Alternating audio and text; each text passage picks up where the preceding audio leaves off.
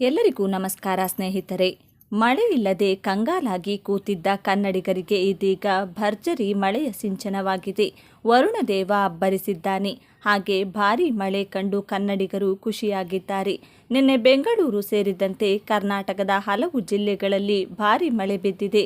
ಈ ಸಮಯದಲ್ಲೇ ಮುಂದಿನ 2 ವಾರ ಕಾಲ ಕರ್ನಾಟಕದ ಈ ಜಿಲ್ಲೆಗಳಲ್ಲಿ ಭಾರೀ ಮಳೆಯಾಗುವ ಮುನ್ಸೂಚನೆಯನ್ನ ನೀಡಲಾಗಿದೆ. ಮಳೆ ಇಲ್ಲದೆ ಕರ್ನಾಟಕದ ಜನರು ಕಂಗಾಲಾಗಿ ಹೋಗಿದ್ದಾರೆ. ಹೀಗಾಗಿ ಮಳೆ ಯಾವಾಗಪ್ಪ ಬರುತ್ತೆ ಅಂತ ದೇವರ ಮೊರೆ ಹೋಗಿದ್ದರು. ಹೀಗಾಗಿ ವರುಣದೇವ ಕೂಡ ಮಳೆಯನ್ನ ಕರುಣಿಸಿ ಭಾರೀ ಮಳೆ ಸುರಿಸಲು ಆರಂಭಿಸಿದ್ದಾನೆ. ನಿನ್ನೆ ಕನ್ನಡಿಗರ ರಾಜಧಾನಿ ಬೆಂಗಳೂರು ಸೇರಿದಂತೆ ಕರ್ನಾಟಕದ ಹಲವು ಜಿಲ್ಲೆಗಳಲ್ಲಿ ಭಾರೀ ಮಳೆ ಬಿದ್ದಿದೆ.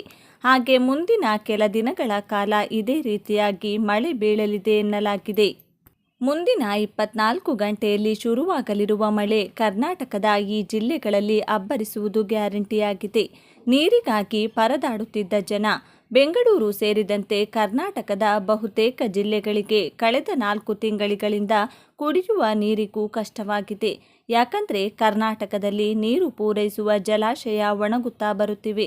ಹಾಗೆ ಅಂತರ್ಜಲ ಕೂಡ ಕುಸಿದು ಹೋಗಿದೆ. ಹೀಗಾಗಿ ಬೇಸಿಗೆ ಆರಂಭವಾಗುತ್ತಿದ್ದಂತೆ ಜನಕ್ಕೆ ನೀರು ಸಿಗದೆ ಸಾವಿರಾರು ರೂಪಾಯಿ ಹಣ ಕೊಟ್ಟು ಟ್ಯಾಂಕರ್ ನೀರನ್ನು ತರಿಸಿದ್ದರು. ಹೀಗಿದ್ದಾಗ ಮಳೆಗಾಗಿ ಪ್ರಾರ್ಥನೆ ಕೂಡ ಮಾಡುತ್ತಿದ್ದರು. ಈಗ ಭರ್ಜರಿ ಮಳೆ ಆರಂಭವಾಗಿದೆ. ಯಾವ ಜಿಲ್ಲೆಗೆ ಮಳೆ?